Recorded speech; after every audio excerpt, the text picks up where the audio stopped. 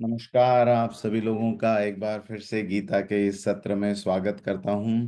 और बड़ी प्रसन्नता है आज और भी मित्रों को देखकर। डॉक्टर अब्दुल माजिद साहब भी ज्वाइन हुए हैं आज। और बाकी सब लोगों से भी अनुरोध है कि अपने अपने कैमरे चालू कर लें अगर संभव है तो, ताकि हम इस सत्र का और गंभीरता से पाठ कर सकें, आनंद ले सकें। और आज का दिन विशेष रूप से नवरात्रि के दिनों में से एक दिन है। अष्टमी का दिन है और कल रामनवमी का भी पर्व है। तो आप सब लोगों को रामनवमी के पर्व की बहुत बहुत बधाई हो। भगवान श्री रामचंद्र का जो आशीर्वाद है हम सबके ऊपर बना रहे, और मुख्य रूप से उनके जीवन मूल्यों से हम कुछ सीख सकें, है ना। तो भारतीय संस्कृति में ये जितने भी पर्व आते हैं, ये पर्व केवल भगवान के मंदिर जाने के लिए और उनको नमस्कार करने भर के लिए नहीं है। ये तो जरूर करना ही चाहिए, लेकिन मुख्य रूप से इस दिन अपने बच्चों के साथ बैठ के, अपने परिवार के साथ बैठ के दो काम जरूर करें। एक, उनका कोई आदर्श मूवी या कोई कहानी या कोई कथा अगर मौजूद है, आजकल तो टीवी पे सब कुछ अवेलेबल है, यूट्यूब पे सब कुछ है, तो थोड़ा समय निकाल के भगवान राम के जीवन से जुड़ी हुई कोई एक मूवी या कोई एक ऐसा सीरियल जरूर आप देखें। और दूसरी बात, आ, उस जीवन में क्या, उनके जीवन में क्या प्रेरणादायी रहा, उसको जरूर समझने का प्रयास करें, अपने परिवार के साथ में उसकी चर्चा करें। और वो चर्चा से उनके गुण जो हैं हम सीखें, है ना। आध्यात्म जो है वो गुणों के धारण करने का नाम है। आध्यात्म केवल पूजा और कर्मकांड का नाम नहीं है। कर्मकांड और पूजा एक मकसद से है। वो मकसद क्या है कि हम मनुष्य उस व्यक्ति के जीवन से, उन अवतार के जीवन से कुछ सीखें, और सीख के उसको अपने जीवन में उतारें, और आगे के मानवों के लिए एक आदर्श बने। तो इस रास्ते पे हम चलें, हमारा परिवार चल पाए, ये विशेष उद्देश्य इन कर्मकांडों का, इन पर्वों का होता है। और आगे महावीर जयंती का भी पर्व है, भगवान महावीर का जन्म दिवस आ रहा है। तो आप सभी को महावीर जन्म दिवस की भी, भगवान महावीर के जन्म दिवस की भी कोटि कोटि शुभकामनाएं।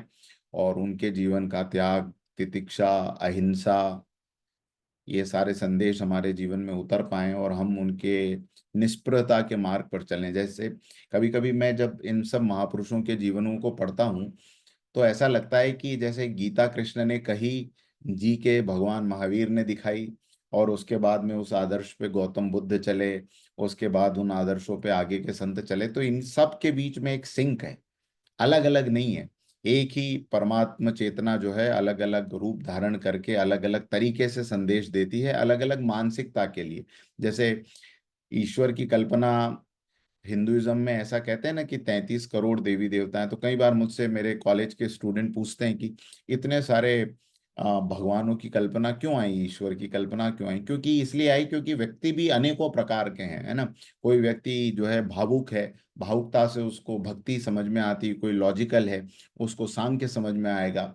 कोई व्यक्ति जो है बहुत रैशनल है, उसको न सांख्य समझ में आएगा, न भक्ति समझ में आएगी, उसको केवल तर्क समझ में आएंगे। तो इन सब के लिए अलग अलग प्रकार के मार्ग की, अलग अलग प्रकार के संतों की आवश्यकता इस धरती पर रहती है। इसलिए अनेक रूपों में वो परमात्मा चेतना अवतरित होती है।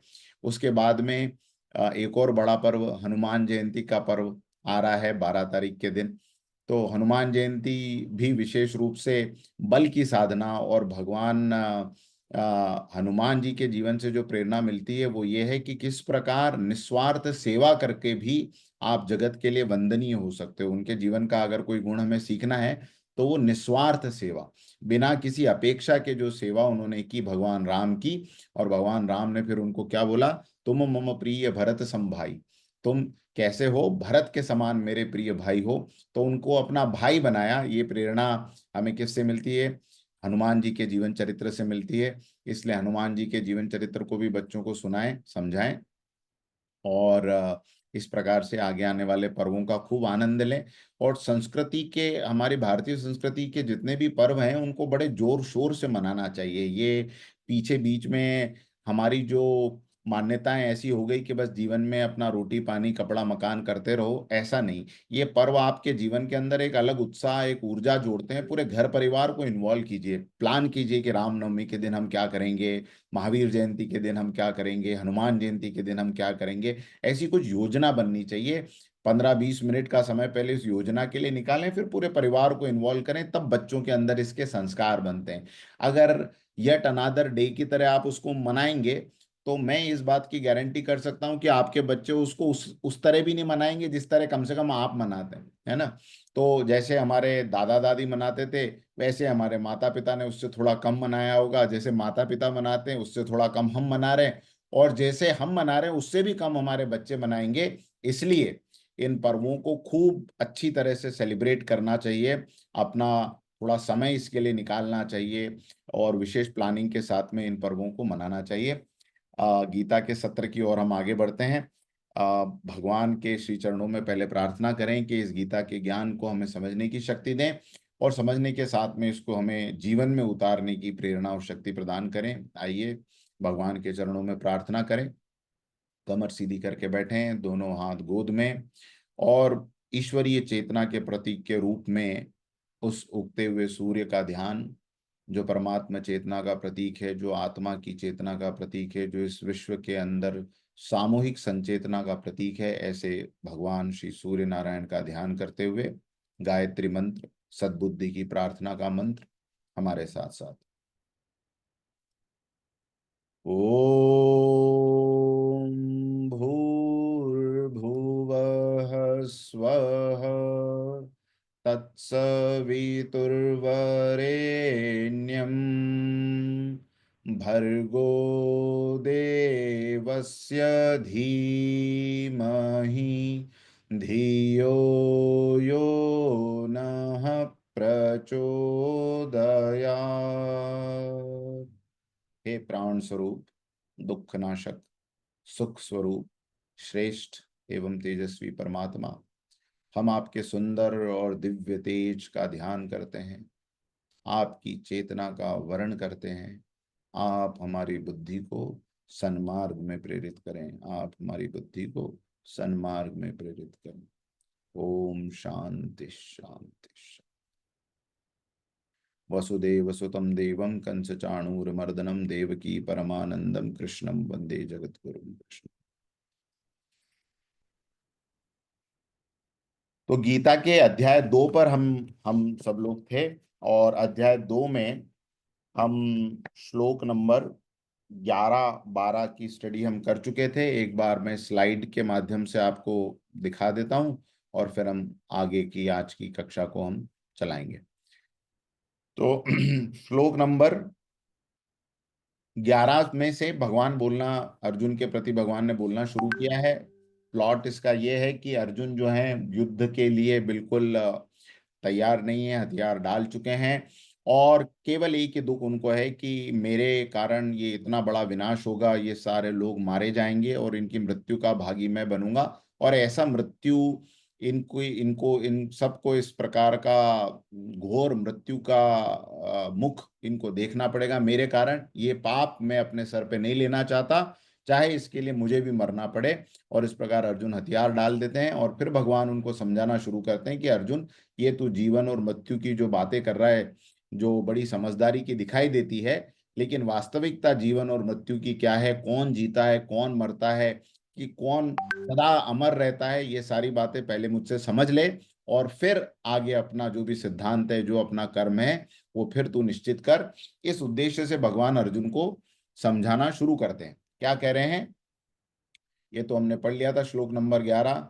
श्लोक नंबर 12 में अर्जुन को वो कहते हैं, न त्वेवाहम जातु नासम न त्वम नेमे जनाधिप न चैवम न भविष्याम सर्वे वयमतः परम। पिछले कक्षा में हमने श्लोक नंबर 12 कवर कर लिया था, जिसमें भगवान कहते हैं कि अर्जुन, ऐसा कभी नहीं हुआ कि मैं नहीं था किसी समय में इस ब्रह्मांड में। जब से ये ब्रह्मांड बना है, जब से ये दुनिया बनी है, ऐसा कोई समय नहीं था जब मैं इस धरती पे नहीं था, ऐसा कोई समय नहीं था जब तू इस धरती पर नहीं था, और ऐसा कोई भी समय नहीं था जब ये राजा इस धरती पर नहीं थे, और न भविष्य में कभी कोई ऐसा समय होगा जब तू मैं और ये राजा इस धरती पर नहीं रहेंगे।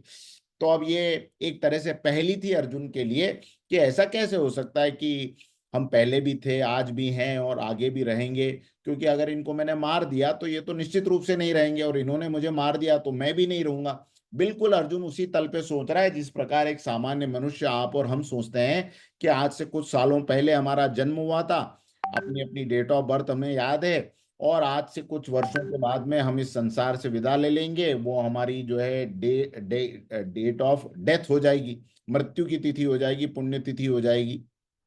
बस इसके बीच में हम हैं, और इसी के बीच में जो कुछ चल रहा है वो हमारा है, इसी के बीच में जो कुछ हमने पाया वो हमने वास्तविक में कमाया, वास्तविक में पाया, न इसके पहले कुछ था न इसके बाद कुछ है, ये स्थिति हमारी भी है ना। जिस प्रकार हम भी ये सिद्धांत को जानते मानते, और मानते तो नहीं है लेकिन आज सुन के रखा है, उसी प्रकार अर्जुन ने भी वो सिद्धांत सुन के रखा था। ऐसा नहीं था कि अर्जुन हमसे अलग था, अर्जुन ने भी गुरुकुल में वो सब पढ़ा था, लेकिन आज वो पढ़ाई लिखाई काम नहीं आ रही अर्जुन के।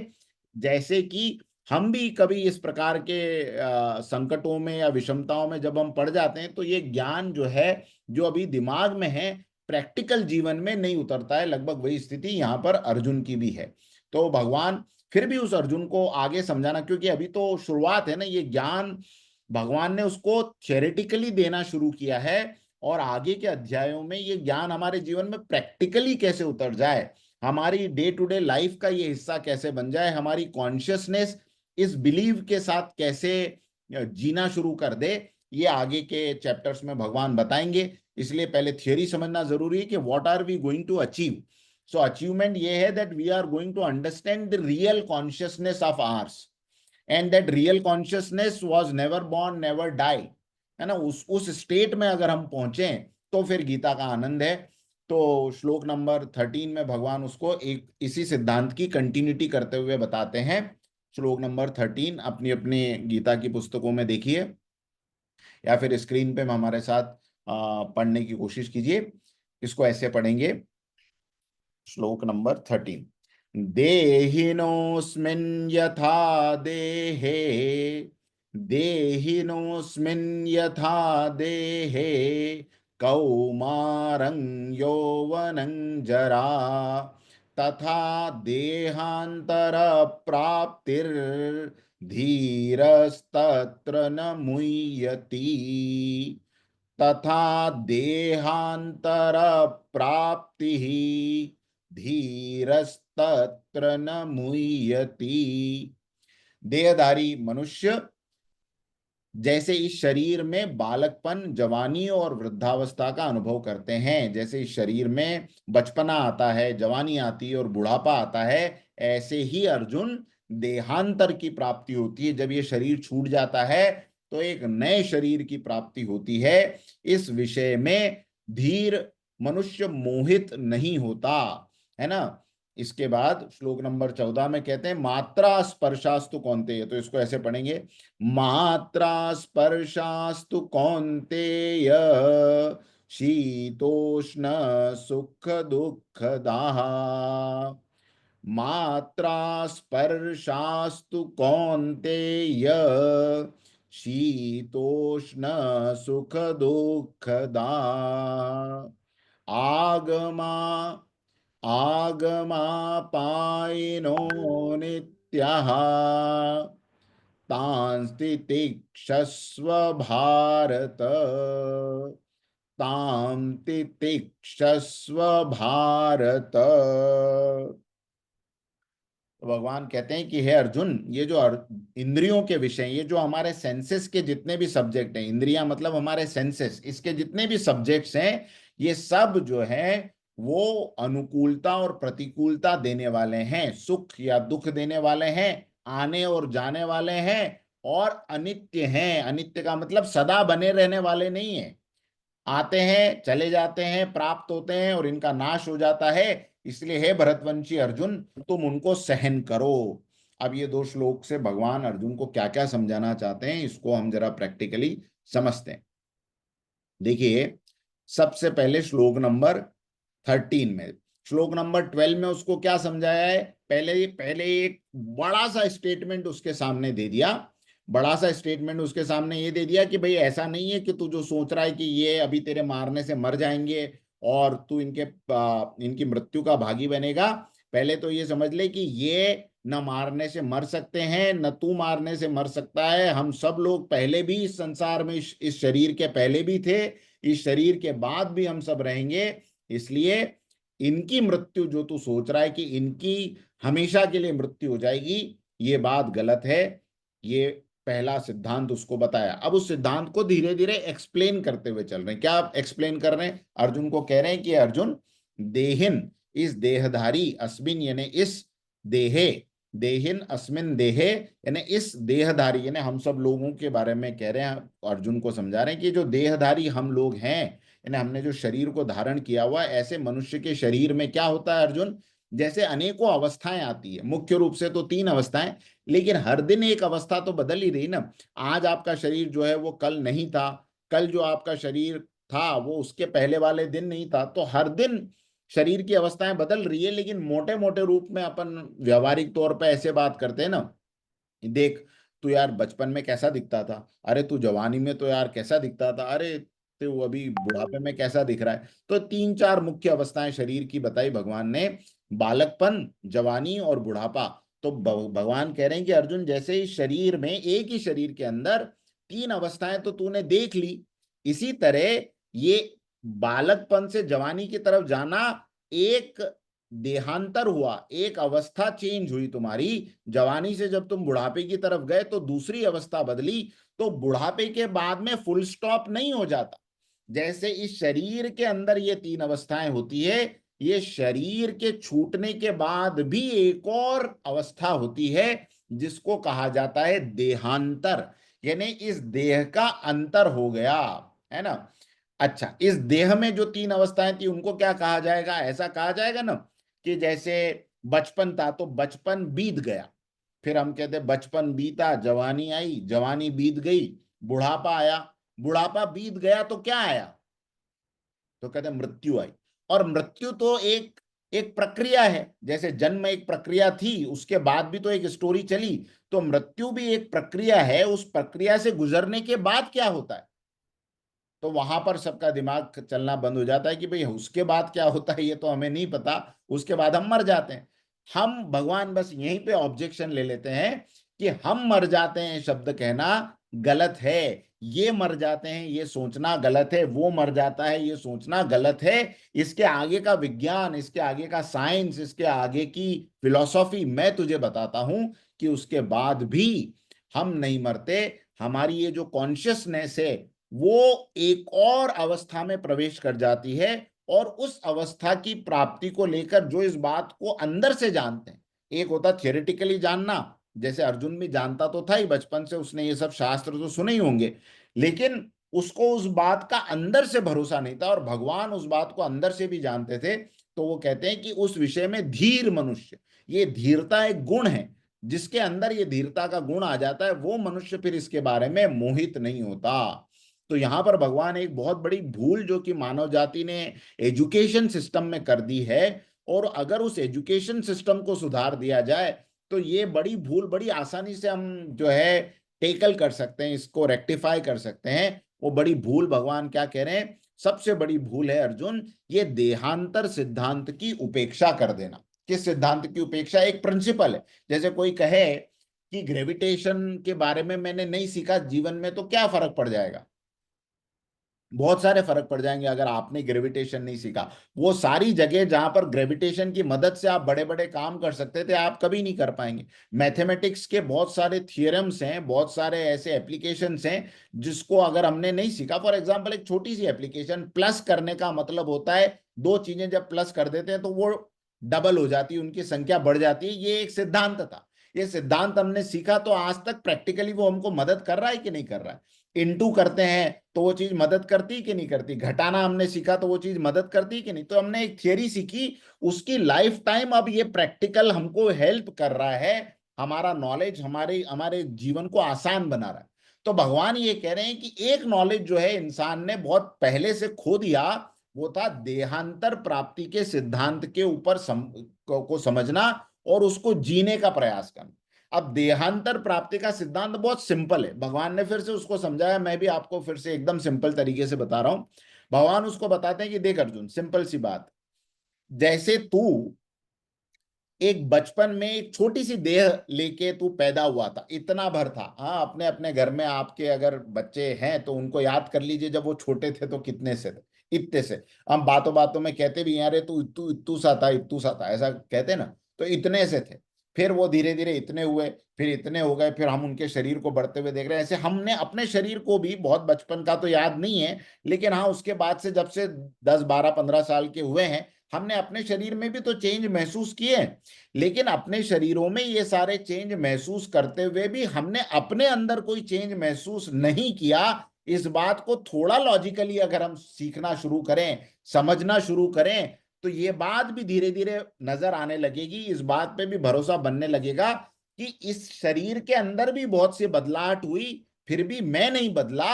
ऐसे ही जिस जिस दिन ये पूरा के पूरा शरीर भी बदल जाएगा, तब भी मैं नहीं बदलूंगा। ये सिद्धांत को क्या कहा जाता है?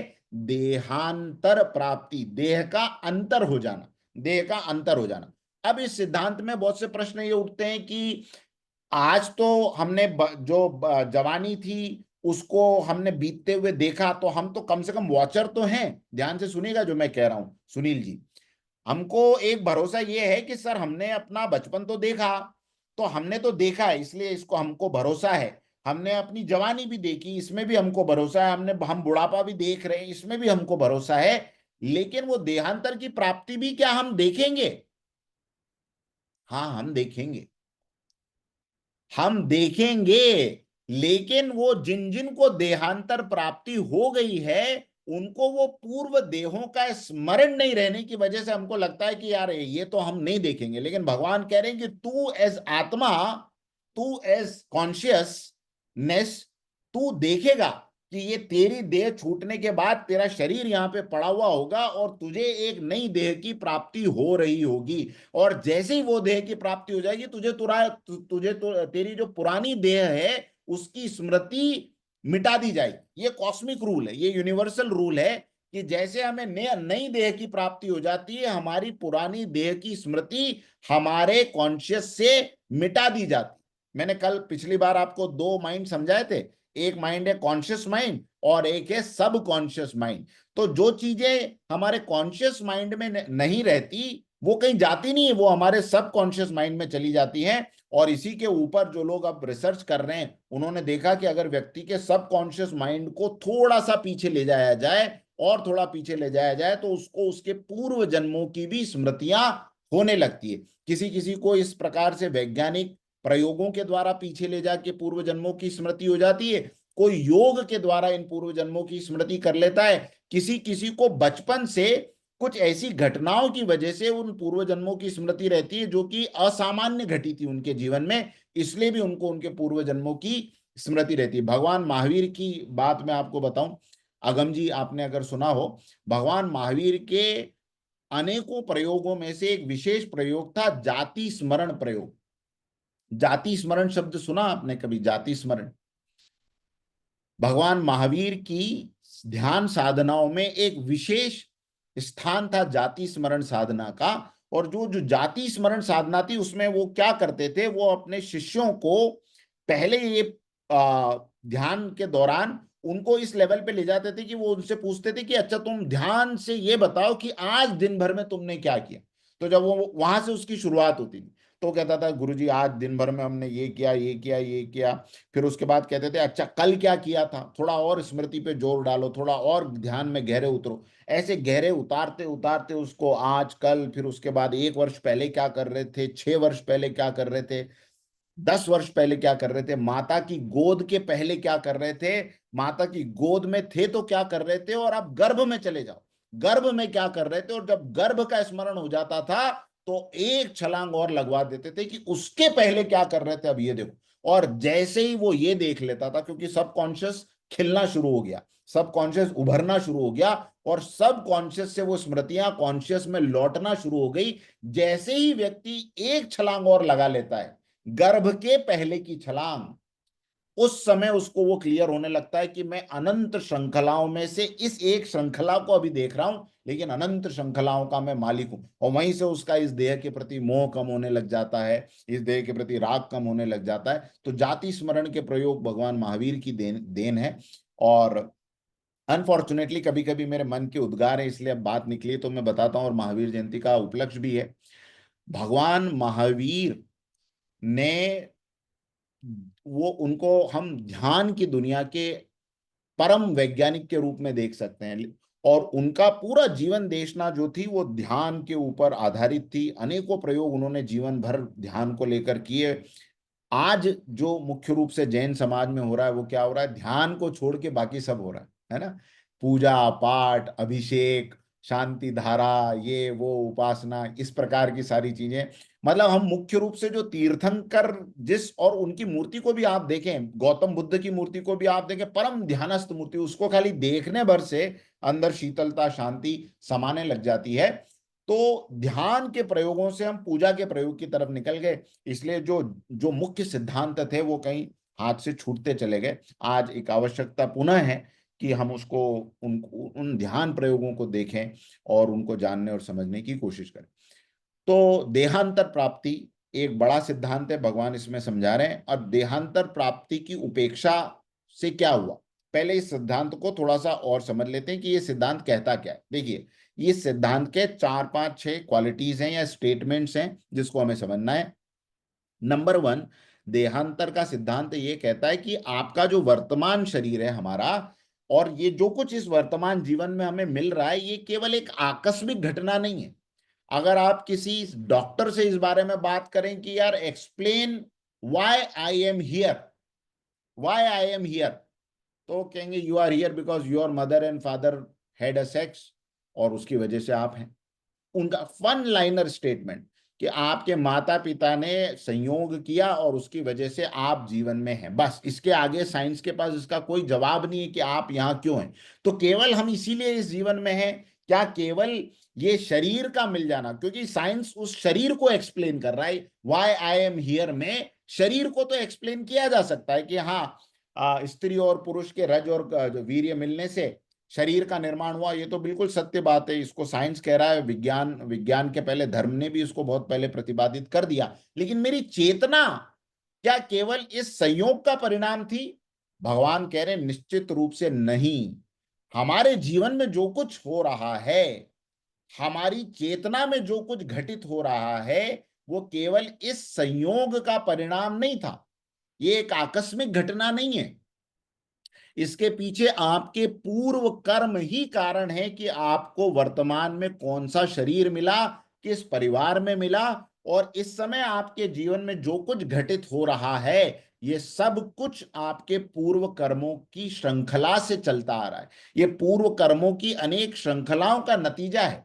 अदरवाइज हम इस बात को कभी भी एक्सप्लेन नहीं कर सकते कि क्यों एक ही माता पिता की संतानों के स्वभाव अलग अलग होते हैं। अनुवांशिकता या जीन्स तक बात आके रुक जाती है, उसके भीतर चेतना के परिवर्तन क्यों हुए ये हम नहीं जान पाते। हम ये नहीं समझ पाते कि क्यों कोई व्यक्ति जन्म से अपाहिज है, जन्म से लूला लूला है, लंगड़ा है, जन्म से दुख भोग रहा है, क्यों एक व्यक्ति इसी शरीर के अंदर रह के बुद्धिमान है, क्यों क्यों एक व्यक्ति मंद है।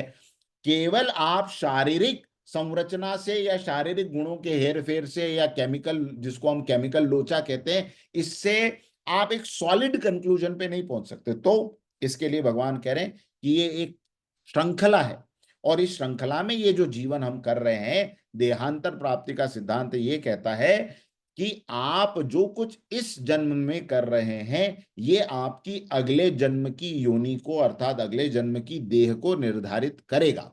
जैसे इस जीवन में आपने जो सब्जेक्ट लिया उससे आज आपका प्रोफेशन निर्धारित हुआ है। इस जीवन में आपने जो स्किल्स ली उससे आपका पब्लिक स्किल या पीपल स्किल डेवलप हुई है। इस जन्म में आपने जो कुछ खाया, अच्छा खाया बुरा खाया, अच्छा पिया बुरा पिया, तो ये सब कुछ से आपका शरीर, उसकी पौष्टिकता या उसकी उसकी उसके रोग, ये सब का निर्माण आपने किया है, हमने किया है। ये बात निश्चित रूप से हम जानते हैं।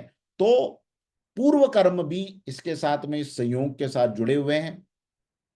देहांतर का सिद्धांत एक और विशेष बात कहता है, जिसको मैं चाहता हूं आप सब लोग बोल्ड करके लिखें। ये बात बहुत बहुत इंपॉर्टेंट है, और भारतीय संस्कृति को का मूल संदेश अगर किसी को दो शब्दों में समझाना है, दो लाइनों में, तो वो ये सिद्धांत है कि हम सब सनातनी इस बात को मानते हैं कि देह के नाश से आत्मा का नाश नहीं होता, और देह के भेद से आत्मा में भेद नहीं होता। ये दो चीज विशेष रूप से देहांतर सिद्धांत की देन है सारे विश्व को। क्या? कि देह के नाश से आत्मा का नाश नहीं होता। शरीर बदलते रहते हैं, एनर्जी या कॉन्शियसनेस नहीं बदलती, वो नहीं नष्ट होती, ना उसको कोई विकार प्राप्त होता है। ये देह के नाश से आत्मा का नाश नहीं होता। और दूसरी बात, देह के भेद से आत्मा का भेद नहीं होता। इसको भी ध्यान से समझना जरूरी है। देखिए, पहला सिद्धांत तो आपको समझ में आ ही गया होगा, लेकिन दूसरा सिद्धांत क्या है? दूसरा सिद्धांत यह है कि देह के भेद से आत्मा में भेद नहीं होता। इसको एकदम क्लास 5 की लैंग्वेज में समझने की कोशिश करते हैं। मेरे घर में इलेक्ट्रिसिटी आ रही है, जो कि एक एनर्जी है, ललित जी, है ना? आपके यहाँ भी इस वक्त इलेक्ट्रिसिटी है, वो एक एनर्जी है। वो इलेक्ट्रिसिटी जब फ्रिज में प्रवेश करती है, फ्रिज में, तो क्या करती है? फ्रिज में, फ्रिज में अगर वो इलेक्ट्रिसिटी गई तो क्या करती है गौरव अग्रवाल जी? ठंडक। अच्छा, म्यूट है, आप सब लोग म्यूट है। Okay okay, 1 second 1 second. हाँ जी। उसको चिल करती है उसके। उसको चिल करती है। और वही इलेक्ट्रिसिटी जब गीजर में जाती है तो? उसको हॉट करती है, जो उसकी मशीनरी उसको एक्टिवेट करती है जिससे हाँ। वो हॉट या कूल होता है। तो क्या ये कह सकते हैं कि एनर्जी गर्म हो जाती है और एनर्जी ठंडी होती है? नो, मतलब वो इंस्ट्रूमेंट जिस पर वो अप्लाई हो रहा है वो इंस्ट्रूमेंट गर्म या ठंडा उस हो रहा है। इंस्ट्रूमेंट के नेचर को वो एनर्जी इग्नाइट करती है। इग्नाइट अगर वो करती है। इंस्ट्रूमेंट ठंडा होने के लिए बना है तो वही इलेक्ट्रिसिटी उसको ठंडा कर देगी। वो इंस्ट्रूमेंट गर्म होने के लिए बना है तो वही एनर्जी उसको गर्म कर देगी। लेकिन एनर्जी ठंडी नहीं हो रही, एनर्जी गर्म नहीं हो रही। हम ये नहीं कह सकते कि देखिए ठंडी इलेक्ट्रिसिटी है, ये गर्म इलेक्ट्रिसिटी है। हम ये कह सकते हैं कि ये ठंडा मशीन है और ये गर्म मशीन है। इलेक्ट्रिसिटी सेम है, जो इसके अंदर भी जाती है और इसके अंदर भी जाती है। वही इलेक्ट्रिसिटी जब टेप रिकॉर्ड में जाती है तो गाने सुना देती है। वही इलेक्ट्रिसिटी जब बल्ब में जाती है तो किताब पढ़ने में मदद कर देती है। इसका मतलब इलेक्ट्रिसिटी से गाना चालू होता है, इलेक्ट्रिसिटी से प्रकाश चालू होता है, ऐसा नहीं है। इंस्ट्रूमेंट से कनेक्ट होने के बाद उस इंस्ट्रूमेंट के गुण को वह एनर्जी प्रकाशित कर देती है। ये वो सिद्धांत है जिसको सनातन धर्म ने कहा कि शरीर के भेद से, देह के भेद से आत्मा में भेद नहीं होता। अर्थात अब इसको समझते हैं, वही एनर्जी जब गौरव अग्रवाल जी का शरीर धारण करती है तो वो गौरव अग्रवाल जी के गुणों को प्रशस्त करती है, मैनिफेस्ट करती है। वही एनर्जी जब ऋषि आचार्य का शरीर धारण करती है तो वो ऋषि आचार्य के गुणों को प्रशस्त करती है, मैनिफेस्ट करती है। लेकिन एनर्जी के अंदर न गौरव अग्रवाल जी का गुण है, न ऋषि आचार्य जी का गुण है, न वालजी विराट का गुण है। एनर्जी के अंदर केवल एनर्जी होने का गुण है। वही एनर्जी जब किसी गधे में प्रवेश करती है तो उस गधे को जीवंत कर देती है, घोड़े में प्रवेश करने के बाद घोड़े को जीवंत कर देती है। लेकिन वो एनर्जी ना अपने आप में हॉर्स है, ना अपने आप में डंकी है, ना अपने आप में मॉस्किटो है। वो एनर्जी एनर्जी है। इसलिए भारतीय सिद्धांत में मच्छर को मारने का भी वही पाप बताया गया है जो मनुष्य को मारने का। आप समझ रहे हैं? क्यों? क्योंकि एनर्जी सेम है। एनर्जी ने केवल एक शरीर धारण किया था, उस शरीर के हिसाब से वो एनर्जी बिहेव कर रही थी, देह के भेद से।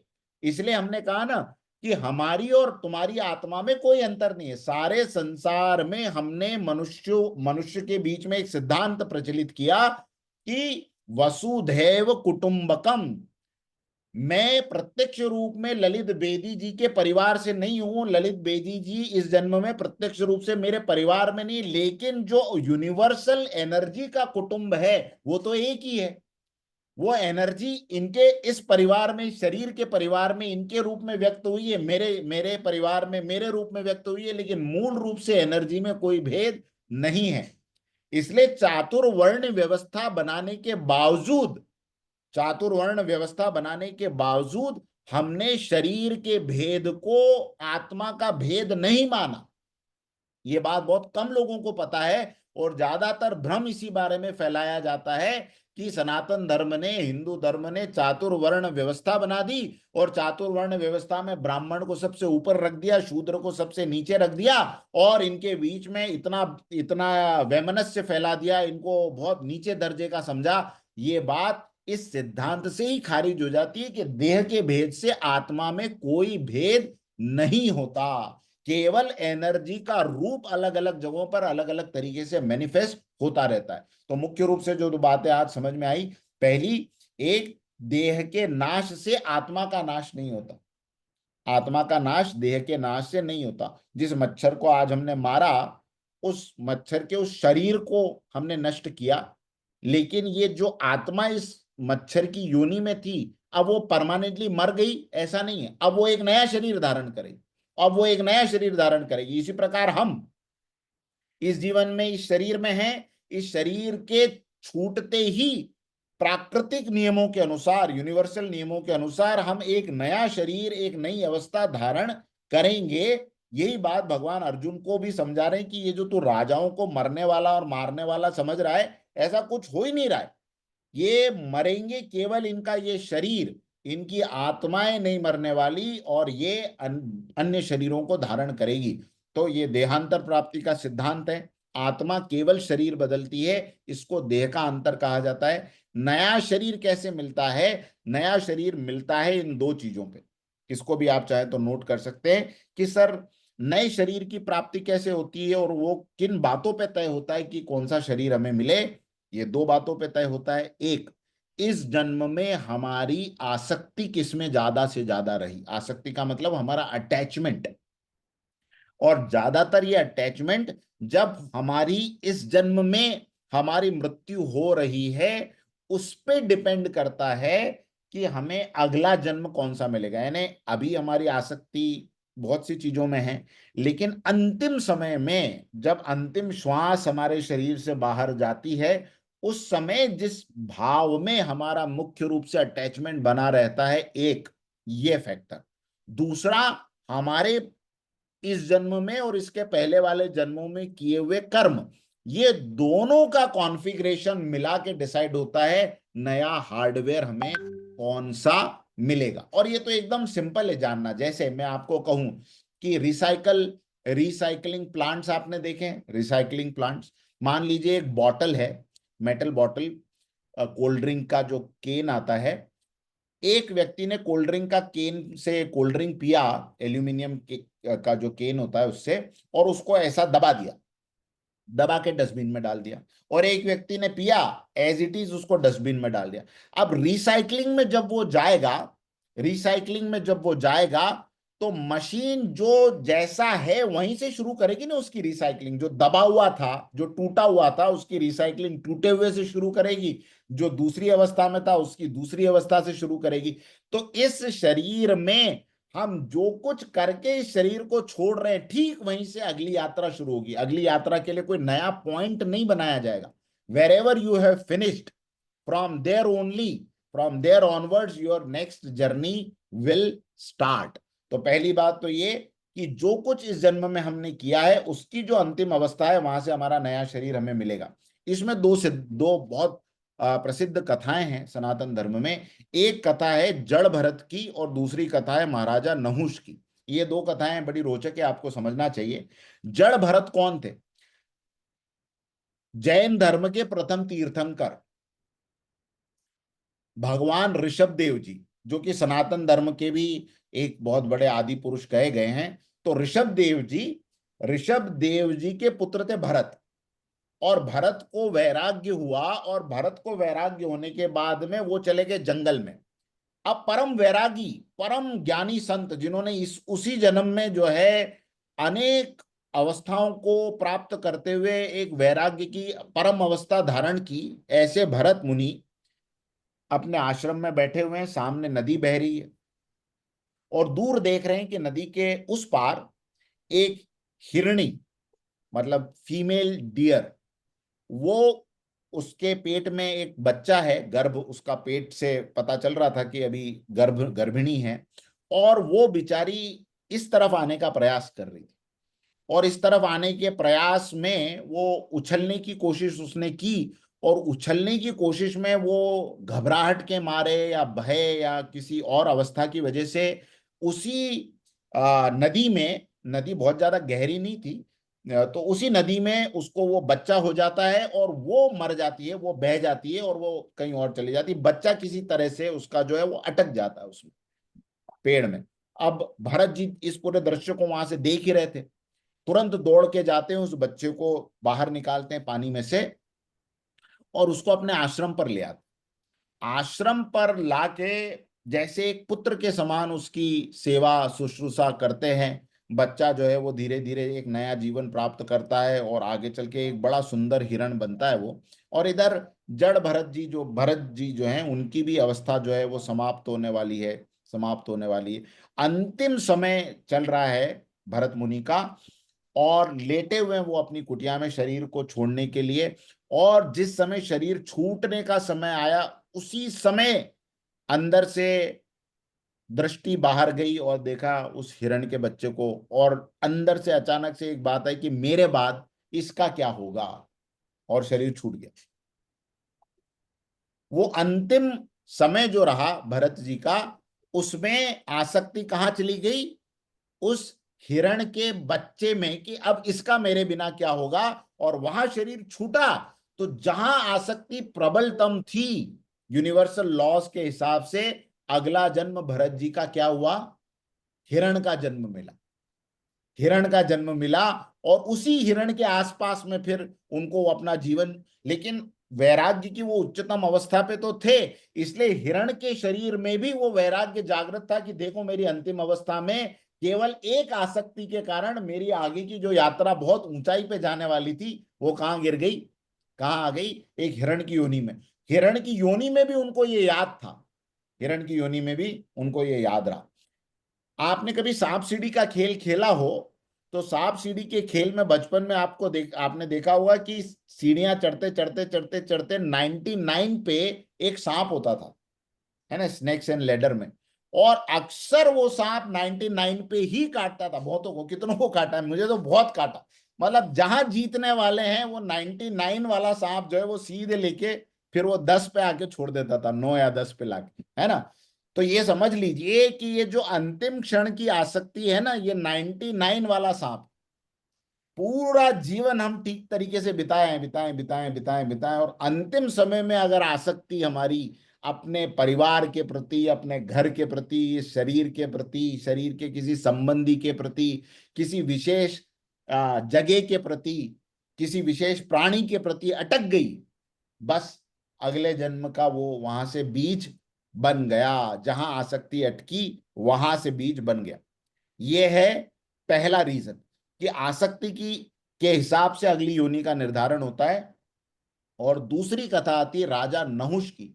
राजा नहुष के बारे में कहा जाता है कि इतने बड़े दानवीर कि इंद्र का पद उनको प्राप्त हुआ था अपनी दानशीलता के कारण। इतने बड़े दानवीर, कभी जीवन में कोई गलत कार्य नहीं किया, केवल और केवल दान दान दान, जीवन भर जो कुछ था अपने पास में वो सब कुछ दान करके इंद्र का पद प्राप्त किया। ऐसे राजा नहुष का व्रत था कि मैं हर दिन ब्राह्मणों को बहुत सारी गायें दान करूंगा, हर दिन। और हजारों की संख्या में गायें दान करते थे। अब एक बार की घटना ऐसी घट गई कि एक किसी दूसरे ब्राह्मण की ऑलरेडी उसकी ओन्ड गाय इनके गाय के झुंड में चलते चलते चली गई। अब इन्हें क्या पता, बाकी की जो गायें दान करते थे उसके साथ साथ में ये गाय भी दान हो गई। अब जब ये गाय दान हुई, तो वो जो ब्राह्मण था जिसकी गाय थी वो आया और कहा कि महाराजा नहुष, आपने मेरी गाय कैसे दान कर दी? तो उन्होंने कहा ये अब मुझे तो नहीं पता ये आपकी गाय है, ये आई घूमते घूमते और मुझे लगा हमारी गायों के झुंड में है तो मैंने दान कर दिया, क्षमा कीजिए। उन्होंने कहा नहीं, मैं क्षमा नहीं करूंगा इस बात के लिए, मेरी गाय मुझे चाहिए। अब जिसको दान करी वो ब्राह्मण भी इनकी परीक्षा ले रहा था, उसने कहा कि मेरे को आपने दान कर दिया, अब दान की हुई चीज थोड़ी आप वापस ले सकते, तो अब ये तो मेरी संपत्ति है, मैं इसको नहीं दूंगा आपको वापस। और दोनों अपनी जगह अड़े हुए थे। उन्होंने कहा कि मैं इसके बदले में आपको 1 लाख स्वर्ण मंडित गायें दोनों को दे देता हूं, लेकिन आप इसके लिए मुझे क्षमा करें, ये जो पाप मुझसे हो गया इसके लिए क्षमा करें। देखिए इतने बड़े दानवीर, लेकिन एक गाय का, ये भारत का उच्च चरित्र देखिए, एक गाय के लिए चाहिए तो दोनों का सर कटवा के अपने गेट पे लगवा देते कि ज्यादा बोला बाली मत करो, पहले लटको वहां जाके, है ना, मैं महाराजा हूं, मेरे से तुम बात कर रहे हो और इतनी बहसबाजी। पर हाथ जोड़ के प्रार्थना कर रहे हैं कि मुझसे गलती हो गई, इसके बदले में आप जो चाहे वो मुझसे ले लें, लेकिन अब इसको सुधारने का कोई मौका दें। तो ये जो ब्राह्मण था जिसकी गाय वास्तव में थी, इसने कहा कि मैं आपको श्राप देता हूं कि आपका ये जीवन का जो दान पुण्य कर्म है ये आपके काम नहीं आएगा जब आपका शरीर छूटेगा, क्योंकि आपने एक पाप किया है और इस पाप का फल आपको भुगतना पड़ेगा। और कैसे भुगतना पड़ेगा? जिस प्रकार आप ये मेरे सामने लुभावनी बातें करके ये चाल बदल रहे हैं अपनी, और आप अपना नया चेहरा मेरे सामने, पवित्रता का, धर्मात्मा का चेहरा मेरे सामने दिखाने की कोशिश करें, ये बदलते हुए चेहरे का जो पाप है ये आपको भुगतना पड़ेगा। और महाराजा नहुष को शरीर छूटते ही गिरगिट की योनि मिली। किसकी योनि मिली? गिरगिट। गिरगिट यानी जो रंग बदलता है छिपकली जैसा, है ना। क्यों मिली? एक पाप। अब सोचिए जिसके जीवन में कोई पाप नहीं, केवल एक पाप जीवन में, और वो भी अज्ञानता से, वो भी जानबूझ के नहीं किया हुआ, उसको भी उस एक पाप की वजह से पूरा के पूरा पूर्व कर्म के परिणाम के रूप में एक नया जन्म, और नए जन्म में इतनी भयानक योनि, और एक सूखे कुएं में पड़े रहते थे। भगवान कृष्ण के द्वारा बाद में उनका उद्धार हुआ। उद्धार होने के बाद पुनः इंद्रपद की प्राप्ति हुई, क्योंकि वो पूर्व जन्म का पुण्य आगे के साथ में अटैच हो गया, लेकिन बीच में जो जो पाप कर्म हुआ था उस पाप कर्म को भुगतना पड़ा। तो ये सोचिए कि अगर एक पाप कर्म का फल ये है, तो एक बार अपना पीछे खाता देखें खोल के, तो हमें पता चलेगा कि कैसे जीवन को हम जी रहे हैं, कैसे जीवन में हम गठरियां बांध के चले जा रहे हैं, ये सोच के कि ये गठरियों का कोई हिसाब किसी को कभी देना नहीं है। मित्रों, इन गठरियों का हिसाब देना है। और जिस समय बचपन से अगर ये बातें हमें समझा दी जाए, सिखा दी जाए कि एक न एक दिन इनका हिसाब होना है, तो सोचिए वो जीवन की पवित्रता क्या होगी, वो जीवन की ऊंचाई क्या होगी। तो नया जन्म इस जन्म की आसक्ति और पूर्व कर्म के मेल से प्राप्त होता है, यह सिद्धांत है देहांतर प्राप्ति का। और इस सिद्धांत का बेस कहां से बना? इस सिद्धांत का बेस बना इन 4 चीजों से। देखिए, वर्तमान जन्म में प्राप्त हमारा शरीर कैसे प्राप्त हुआ? पूर्व जन्मों के कर्म और पूर्व जन्म की आसक्ति। हमारा कुल, हमारा परिवार, हमारी शारीरिक क्षमताएं, हमारी मानसिक क्षमताएं, एक ही घर में पैदा होने वाले 2 भाइयों की क्षमताएं अलग अलग होगी, एक ही घर में पैदा हुए 2 भाइयों का भाग्य अलग अलग होगा, दोनों की रुचियां अलग अलग होगी, दोनों के जीवन के आकस्मिक संयोग अलग अलग होंगे। इन सब का लॉजिकल एक्सप्लेनेशन अगर कहीं मिल सकता है तो वो केवल और केवल गीता से मिल सकता है, जो ये कहती है कि ये सारी चीजों का आधार आपके पूर्व कर्म है। और अब इससे निराश होने की जरूरत नहीं है। अब आपके हाथ में भगवान ने अपने हाथ भाग्य की कलम दे दी है कि अब जो तुम बनना चाहते हो उस तरफ अपने कर्मों को ले जाओ, उस तरफ अपने जीवन को लेकर जाओ, तो आगे चल के जो कुछ तुम्हें प्राप्त करना है वो तुम प्राप्त कर सकोगे। अच्छा, तो देहांतर की सिद्धांत की लॉजिकल बात तो, थियोरेटिकल बात तो हो गई, लेकिन क्या इसकी तरफ वैज्ञानिक समुदाय का भी ध्यान गया? हाँ मित्रों, इसकी तरफ वैज्ञानिक समुदाय का भी ध्यान गया। और मैं आपको विशेष रूप से कुछ नाम, वैसे तो बहुत लंबी श्रृंखला है, लेकिन विशेष रूप से मैं जो कुछ नाम आपको बता रहा हूं, आप चाहें तो इसके ऊपर रिसर्च कर सकते हैं। पहली बात, वैज्ञानिकों का ध्यान इस सिद्धांत पे गया जो भगवान ने कहा कि एक ही शरीर के अंदर अनेकों अवस्थाएं आती रहती है। इसकी तरफ ध्यान गया कि ये कैसे बदल रहा है हमारा शरीर, कैसे हमें आकस्मिक रूप से कुछ मित्रों का सहयोग, न कभी सोचा न समझा था, लेकिन अचानक से कोई देव पुरुष बन के हमारे जीवन में आ गया, अचानक कभी कोई सोचा समझा नहीं था, और कोई ऐसा व्यक्ति जो कि घोर संकट लेके हमारे जीवन में आ गया। एक ही रात में मनुष्य अनेकों प्रकार के शरीर धारण करता है, सुबह तक वो शरीर खत्म हो जाते हैं, लेकिन फिर भी वो मनुष्य रहता है। पुनर्जन्म की स्मृतियां कैसे होती है, ये सारी चीजों के ऊपर जब विज्ञान ने खोज शुरू की, पहले तो आउटराइटली रिजेक्ट कर दिया गया कि सबसे बड़ा फ्रॉड फिलॉसफी या सूडो साइंस जिसको कहते हैं वो है पुनर्जन्म। और 1800 से लेकर 18 सेंचुरी से लेकर लगभग लगभग 20वीं शताब्दी तक पुनर्जन्म को लेकर अंतरराष्ट्रीय लेवल पे बहुत मजाक उड़ा इस बात का। लेकिन बाद के विज्ञान ने इसको कुछ कुछ प्रमाणित करना शुरू किया, जिसमें से कुछ नाम मैं आपको बता रहा हूं। डॉक्टर जिम टकर इस संयुक्त राज्य अमेरिका में है, वर्जीनिया यूनिवर्सिटी के डिवीजन ऑफ परसेप्चुअल स्टडी में इस वक्त काम कर रहे हैं। और इन्होंने डॉक्टर इयान स्टीवेंसन का एक रिसर्च, जिसमें उन्होंने बहुत पहले लगभग 1980s के आसपास उन्होंने खोज करना शुरू किया पुनर्जन्म के ऊपर, और उस काम को इन्होंने वर्जीनिया यूनिवर्सिटी में आगे बढ़ाया। ये डिवीजन ऑफ परसेप्चुअल स्टडीज के हेड हैं, और एक किताब भी इन्होंने लिखी, life before life, doctor Jim Tucker. India के अंदर बहुत काम इस पे हुआ है, लेकिन वैज्ञानिक रूप से जिसका नाम सबसे ज्यादा चर्चित है वो है doctor Satwant Pasricha. She is a lady. लेकिन जो काम इन्होंने किया है बेंगलोर में, जो ये इंस्टीट्यूट है निमहांस, इसमें क्लिनिकल साइकोलॉजी की एचओडी रही है। 500 से ज्यादा पुनर्जन्म के मामलों की वैज्ञानिक रूप से जांच करी, और वर्जीनिया यूनिवर्सिटी की ग्रांट्स लेकर इंडिया में इसके ऊपर बड़ा रिसर्च काम किया, और अल्टीमेटली बहुत सारे ऐसे केसेस को वैज्ञानिक समुदाय के सामने उन्होंने लेकर आए। यूट्यूब पे इनका एक बहुत अच्छा वीडियो है, मैं आपको भेजूंगा। ये है डॉक्टर सतवंत परसीचा। तो ये इनका 34 मिनट का वीडियो है, इसी के ऊपर पुनर्जन्म की घटनाओं को किस प्रकार से इन्होंने डिकोड किया, इसको बाद में आप देखिएगा, मैं जरूर भेजूंगा। इसके अलावा भी बहुत सारे वैज्ञानिकों का आज भी अलग अलग जगहों पे चल रहा है इसके ऊपर, विज्ञान के ऊपर और विज्ञान से पुनर्जन्म को प्रमाणित करने के ऊपर। तो ये तो निश्चित रूप से है, ये बात है कि आज कुछ एक जगहों पर इसको लेकर शोध शुरू हुए हैं। एक सेकेंड। कुछ एक जगहों पर इसको लेकर शोध शुरू हो गए हैं, और भविष्य में, क्योंकि विज्ञान की सबसे बड़ी अच्छी बात यह है कि वो अहंकार नहीं रखता कि हमने पहले कभी ऐसा कहा था, अब उससे पलट जाएंगे तो फिर कैसी हंसी मजाक होने लगेगी। ये विज्ञान हमेशा ये बात मानता है कि हमारा जो नॉलेज था वो एक समय में हम वैसा सोचा करते थे, जितने तथ्य हमारे आसपास मौजूद थे, जितना शोध का हमारे पास एक स्किल था, उसके बेसिस पे हमने वो आंकड़े दिए थे और वो नतीजे दिए थे। आगे आने वाली दुनिया के कुछ नए सत्य उजागर होंगे तो हमारे शोध में हम बदलाव भी करेंगे, और ये बदलाव जो है वैज्ञानिक समुदाय को और विज्ञान को हमेशा नया बनाता रहता है। तो पुनर्जन्म अब वैज्ञानिक रूप से भी प्रमाणित होने लगा है, और फिलोसॉफिकली भी अगर हम इस बात को मान लें। अब मैं आपको बिल्कुल आखिरी चीज बता रहा हूं, और ध्यान से सुनिएगा। क्या हो कि हम एबीसीडी की तरह बचपन से देहांतर प्राप्ति के सिद्धांत को बच्चों को पढ़ा दें।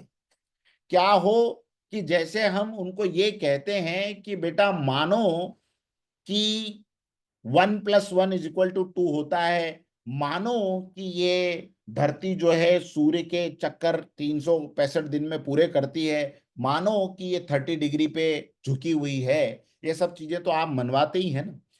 और मनवाने के बाद क्या होता है, कुछ सिद्धांतों को हम लाइफ टाइम प्रूव नहीं कर पाएंगे। आपके बच्चे आपको अगर चैलेंज कर दे कि आप हमें दिखाओ कि 364 दिन में 365 दिन में ही ये धरती घूमती है, तो आप कभी प्रूव नहीं कर पाएंगे, है ना। अनटिल एंड अनलेस कोई फिजिकली एक्सपर्ट का आप सहारा ले और उसको धरती के बाहर ले जाके रोटेशन दिखाएं धरती का, तब तक हम प्रूव नहीं कर पाएंगे। लेकिन मानने से क्या होगा, मानने से बहुत सारे नए रास्ते खुलेंगे, वैज्ञानिक शोधों के नए रास्ते खुलेंगे, साइकोलॉजी के नए रास्ते खुलेंगे, जीवन को जीने के नए रास्ते खुलेंगे। इमेजिन कीजिए और 1 मिनट के लिए सोचिए कि अगर बचपन में बच्चों को ये देहांतर प्राप्ति के सिद्धांत से अवगत करवाएं, इंट्रोड्यूस करवाएं ये फॉर्मूला उनको, तो उनके जीवन के अंदर जीवन को जीने के कितने सही रास्ते खुलने लगे। कैसे मुझे इस जीवन को जीना है, कैसे इस जीवन में आने वाले घटनाओं का मुझे एनालिसिस करना है, क्योंकि उनके जीवन में भी अच्छे मौके आएंगे, उनके जीवन में भी बुरे दौर आएंगे। उन अच्छे दौरों को कैसे जीना है, उन बुरे दौरों में किस प्रकार से अपने आप को बनाए रखना है, ये देहांतर प्राप्ति के सिद्धांत से ये बच्चे सीख पाएंगे, समझ पाएंगे। आज ये जो इतने सुसाइड्स हो रहे हैं, छोटे छोटे बच्चे छोटी सी फेलियर नहीं सहन कर पा रहे हैं, छोटे छोटे बच्चे गलत संगतियों में जाके अपने आप का अपना जीवन खराब कर रहे हैं, ये केवल इस सिद्धांत को भारतीय परिवारों ने उपेक्षित कर दिया, इस सिद्धांत के बारे में बच्चों को स्टडी नहीं करवाई, इसका ये परिणाम है। तो मुख्य रूप से देहांतर प्राप्ति के सिद्धांत के लाभ क्या हैं वो मैं आपको बता रहा हूं, नोट करने जैसे लाभ है। नंबर 1, एक तो अगर हम ये समझ जाएं कि केवल यही जीवन मेरा जीवन नहीं है, इसी से बहुत सारे रास्ते खुल जाते हैं। पहला रास्ता खुल जाता है कि फिर ज्यादा मोह मेरा नहीं होगा किसी भी चीज में, क्योंकि मुझे मालूम है कि जिस चीज में मोह होगा वही आगे चल के मेरी टांग पकड़ के खींच के मुझे गिरा देगा, मेरी अगली यात्रा को बाधित करेगा। तो एक तो परमानेंट किसी के साथ अटैचमेंट नहीं होगा, दूसरा परमानेंट किसी के साथ राइवलरी नहीं होगी, क्योंकि राइवलरी में भी आखिरी तक अपने शत्रु का जो ध्यान करते हुए मरता है, उसका जन्म केवल और केवल अगला जन्म उसका भूत प्रेत पिशाच इत्यादि की जो योनियां हमने सुनी है, ये योनियां केवल किस्से कहानियों की या जी हॉरर शो की बातें नहीं है। ये योनियां निश्चित रूप से वर्तमान जीवन में इकट्ठा की हुई नकारात्मकता को संपादित करने के लिए भगवान के द्वारा दिया हुआ एक मार्ग है। अब उस घोर शत्रुता में आप मरे हो, तो उस घोर शत्रुता को पूरा करने के लिए या तो आप उसके जीवन में कहीं सांप बिच्छू बन के जन्म लेंगे, या कोई एक ऐसे मनुष्य के रूप में जन्म लेंगे जो कि आगे चल के उसको पीड़ा पहुंचाएगा, अथवा तो एक ऐसी योनि दे दी जाएगी जिस योनि में आप उसको पीड़ा पहुंचा सकते हैं। तो आसक्ति जनित एक तो मोह और आसक्ति जनित शत्रुता, यार मैं किसके शरीर से क्या शत्रुता कर रहा हूं, मेरे ही कर्मों का परिणाम मुझे प्राप्त हुआ है, उसमें तो ये व्यक्ति केवल एक निमित्त था, निमित्त बन के मेरे जीवन में आया, इसका कोई दोष नहीं। ऐसा कहते हैं भगवान महावीर को एक बार कुछ व्यक्तियों ने पकड़ा और उनके धैर्य की परीक्षा लेने के लिए उनके कानों में, आप अगर जैन धर्म में कभी मूर्तियों को देखें तो आप विशेष रूप से देखें भगवान महावीर के कान जो है लगभग कंधे तक टच करते हैं, और कान में बीच में लकड़ी के ठूठे, जिसको बड़े बड़े कीले हो सकते हैं वो मान सकते हैं, वो उन्होंने डाल दिए दोनों कानों में। लेकिन भगवान महावीर मुस्कुराते हुए आगे बढ़ गए। क्यों? क्योंकि ये समझ रहे हैं कि जीवन में कहीं किसी और से कोई संयोग प्राप्त होता ही नहीं है, सारे संयोग सारे वियोग मेरे ही जीवन के पूर्व जन्मों के और वर्तमान जन्मों के कर्मों का प्राप्ति और प्रारब्ध है।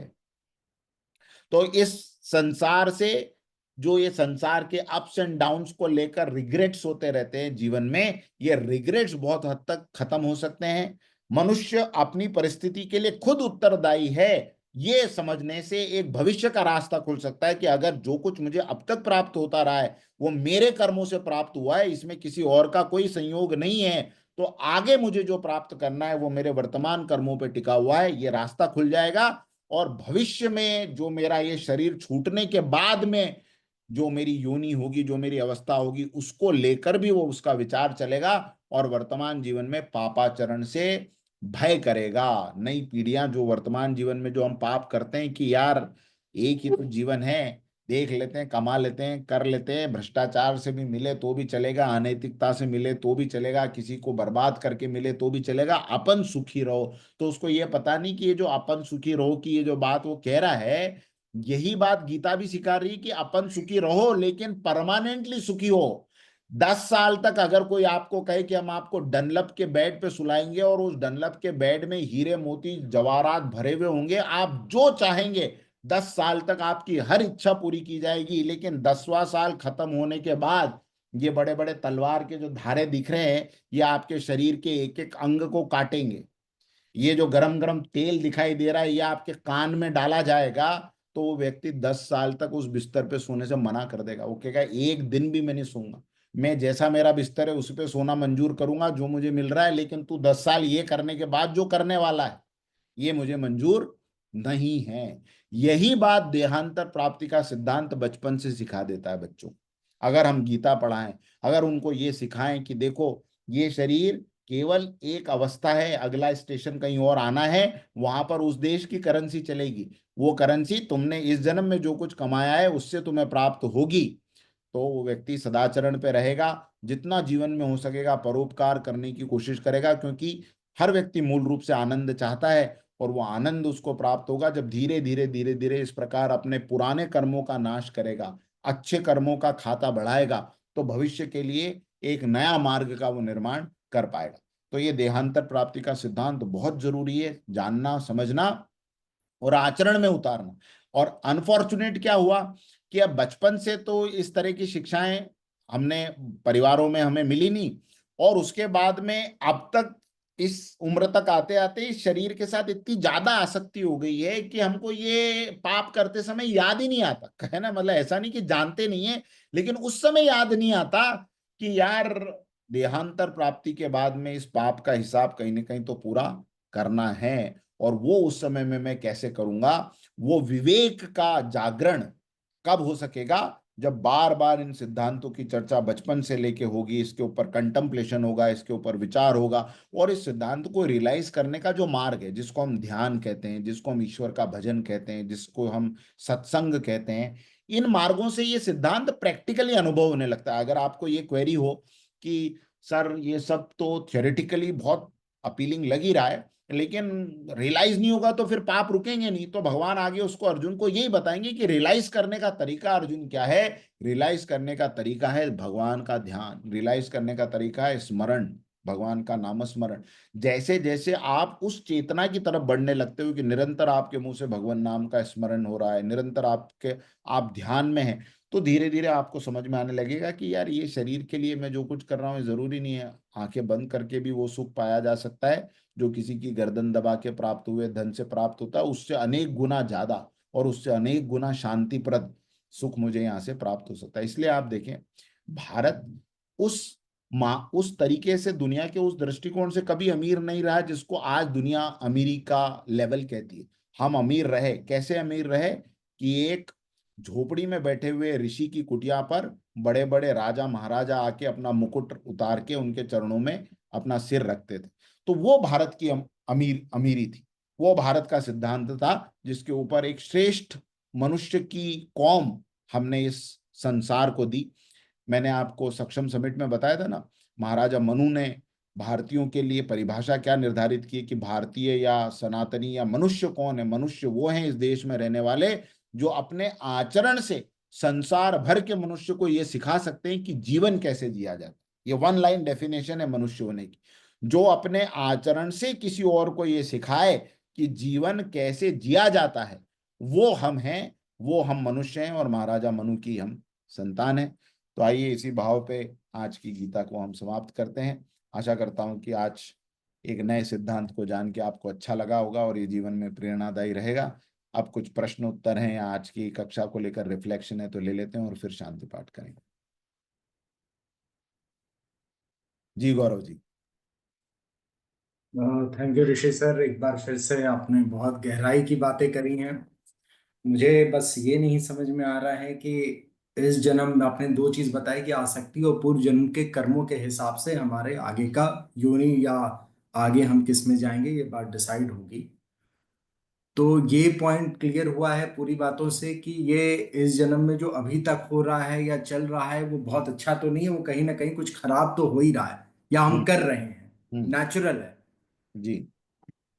तो ये खराब की यूनि से फिर हम अच्छे में कन्वर्ट कब होंगे, क्योंकि तो खराब से फिर हम खराब में जाएंगे, फिर खराब में जाएंगे, ये चेंज कैसे होगा, किस हाँ। स्टेज पर चेंज होगा? ये तो ऐसा विशेष सर्किल है कि हम इसमें फंस चुके हैं, अब इससे बाहर कैसे आएंगे? बस इसी से बाहर आने के लिए इस प्रकार के शास्त्रों का या गुरुओं का आना हमारे जीवन में होता है। ये वो इंसिडेंट होता है जब पहली बार इंसान को एहसास होता है कि यार अब तक मैं क्या करता रहा, मुझे जाना कहीं और था, भटक कहीं गया, अब मैं इस मेज में फंस गया हूं कि अब मेरे निकलने से तो इस मेज से मैं नहीं निकल सकूंगा, इधर टकरा रहा हूं उधर टकरा रहा हूं, अपने आप को घायल करता जा रहा हूं, और इस घायल करते करते एक दिन इसी में मैं खत्म हो जाऊंगा। लेकिन भगवान की करुणा यह है कि फिर वो व्यक्ति को जो ऊपर बैठा हुआ है वो देखता है, वो कहता है कि नहीं नहीं रुक रुक, अभी रुक जा, खुद से अब प्रयास मत कर, मैं बताता हूं कैसे चलना है, और मैं बताता हूं कि किस रास्ते से तू इससे बाहर निकलेगा। और फिर वो गाइड करते हैं कि अभी काम कर, सीधे जा, फिर लेफ्ट मूड राइट मूड। तो ऐसा जीवन के अंदर जब ये विशेष संयोग बनता है कि हमें किसी ऐसे गुरु की प्राप्ति होती है जिसने उस जीवन में उस पूर्णता को प्राप्त किया है। उपनिषदों में एक लाइन है, वो लाइन ये है कि हे ईश्वर, हमारे जीवन में उस व्यक्ति को भेजो जिसने आपको प्राप्त किया हो, ताकि वो हमें आप तक ले चले, है ना। इसलिए आप देखेंगे कि जब हम शांति पाठ करते हैं तो भी क्या कहते हैं, असतो मां सद्गमय, हमें असत्य से सत्य की ओर ले चलो, ले चलो। यानी ये उसी व्यक्ति की निशानी है जो ये बात रियलाइज कर चुका है कि अब मेरे से तो नहीं होने वाला, मतलब हमने जीवन में जो कुछ किया और जिस प्रकार का हमारा अब तक का अंडरस्टैंडिंग है, अब हमसे नहीं होने वाला, इसलिए एक गुरु की जरूरत जीवन में पड़ती है। और फिर वो रास्ता दिखाता है कि नहीं, इस प्रकार से चलो, इस प्रकार से अपने जीवन को जियो। तो जीवन को सुंदर बनाने के दो मार्ग हैं, एक शास्त्र और एक शास्त्र निष्ठ गुरु, जिन्होंने उन शास्त्रों को जाना है, समझा है, जीवन में कुछ प्रैक्टिकल्स किए हैं, कुछ पाया है, तो वो हमें रियलाइज करवा के आगे ले चले। एकदम सिंपल है, जैसे एक छोटा बच्चा मैथमेटिक्स में एकदम हार जाए,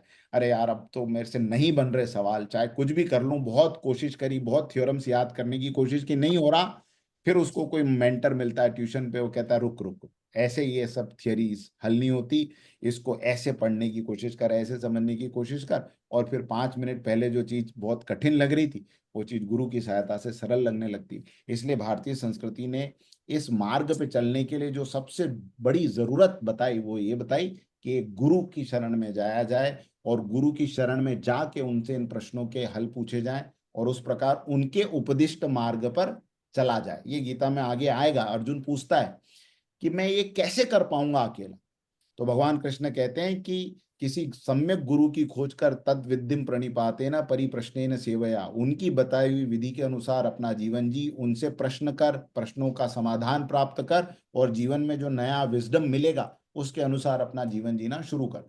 तो ये बात बिल्कुल सही है। ये प्लस माइनस की गणित बहुत लंबे समय तक चलती रहेगी, हो सकता है अनंत जीवन की श्रृंखला में बहुत से जीवन हमारे इसीलिए लग जाए।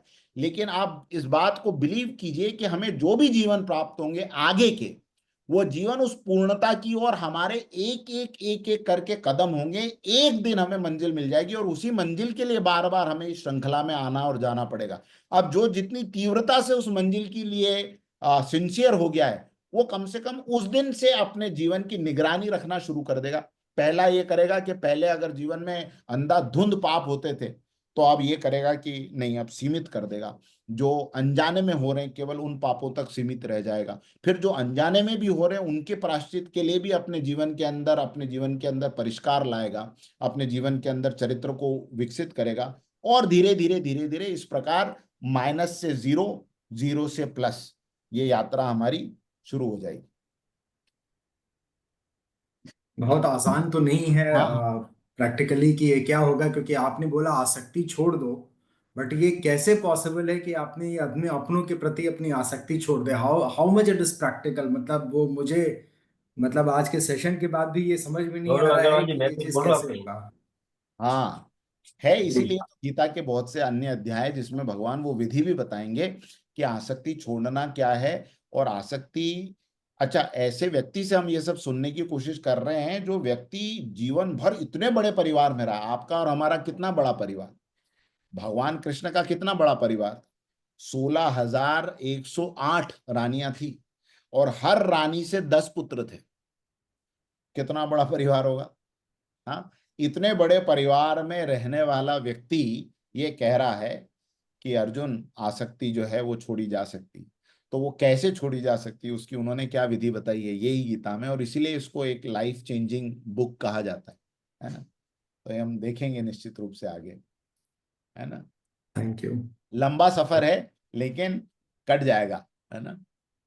चलिए नहीं, बहुत बट ये एक बार में समझ में आएगा, ये भी बात मुझे अभी यकीन नहीं हो पा रही है कि हम इसको एक बार में समझ भी पाएंगे, क्योंकि ये बहुत जगह कॉन्ट्राडिक्ट भी कर रहा है। कॉन्ट्राडिक्ट ऐसे कर रहा है, यहाँ तो हम सिर्फ इसका मतलब अपने लिए सोच रहे हैं। हाँ अगर हम आसक्ति छोड़ रहे हैं, इसका मतलब मैं सिर्फ सेल्फिश हो रहा हूँ, मुझे एक ऐसा भी इंप्रेशन आ रहा है।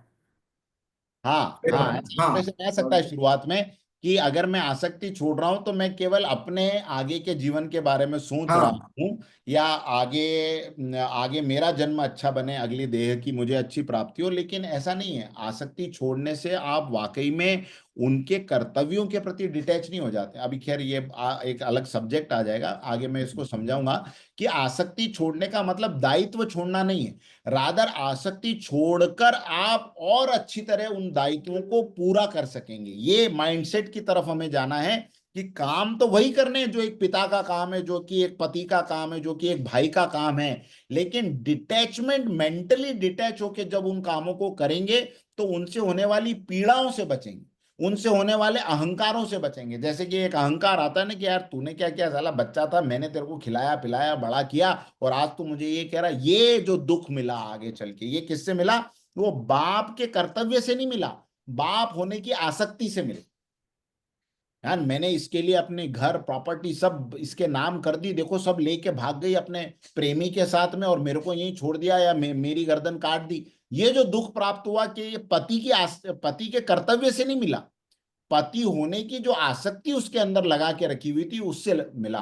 तो वो आसक्ति न होते हुए भी अपने काम को उतनी ही प्योरिटी के साथ में कैसे करें, वो माइंडसेट अचीव करना और करवाना, that is the purpose of Gita. Graduate करते हैं, आगे समझते हैं जी। Yes. Thank you so much. Darshan जी,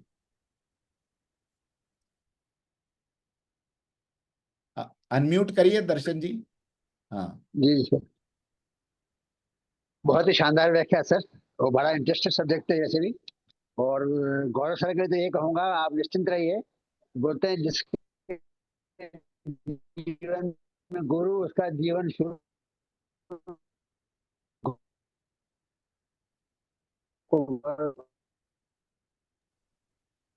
नहीं, आपकी आवाज कट गई दर्शन जी, हम कुछ सुन नहीं पाए अप्रूव आगे की करनी बात। पड़ेंगी। निश्चित, जी जी, बता रहा हूँ सर मैं। ये बोल रहा हूँ सर कि जैसे गौरव सर ने, आ रही आवाज सर? हाँ जी अब आ जी। रही। जी। जैसे गौरव सर पूछ रहे थे ना, हमारा उद्धार आगे कब होगा, कैसे होगा, जी कितने जन्म और जी काटने पड़ेंगे। तो जी जी उसकी जो उधार होने की जो प्रक्रिया चालू हो चुकी है, तो मैं ये कह रहा हूँ जिसके जीवन में गुरु उसका जीवन शुरू। तो अब आपका जीवन वो चालू हो चुका है जिसमें आपका उधार की या प्रक्रिया चालू हो चुकी है। जो जो भी इसमें अपने भागवत गीता में जुड़े हुए हैं वो सबका उद्धार चालू हो गया है। तो वैसे ही बोलते हैं ना सर, जो हमारे कर्म का बंधन बनता है, हमारे आहार से व्यवहार बनता है, और अन्न से मन बनता है। इसी तरह से पानी से वाणी बनती है। तो जो भी कुछ होता है ना, जो अपना जीवन जो आप जीते हैं उसका पूरा।